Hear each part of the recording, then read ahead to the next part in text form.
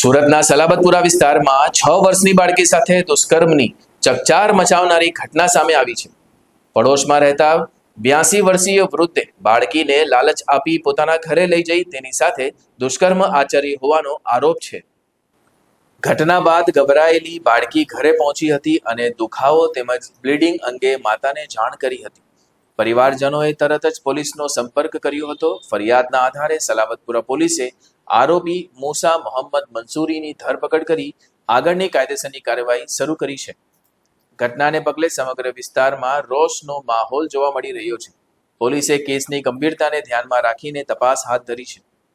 ગઈકાલે Salabatpura police station વિસ્તારના બેઠી કોલોની ઉમરવાડા વિસ્તાર ખાતે એક દુષ્કર્મનો બનાવ બનેલ, જેમાં આરોપી મૂસાભાઈ મોહમ્મદભાઈ મંસૂરી, જેની ઉંમર 83 વર્ષ છે, તેમણે એક દીકરી કે જેની ઉંમર 5 વર્ષ અને 6 માસ છે, તેની સાથે પોતાના ઘરે દુષ્કર્મ આચરેલ હતું।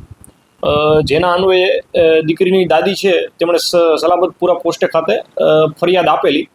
ત્યારબાદ તપાસના અનુસંધાને આરોપીની ધરપકડ કરવામાં આવેલી છે અને આગળની કાર્યવાહી ચાલુ છે।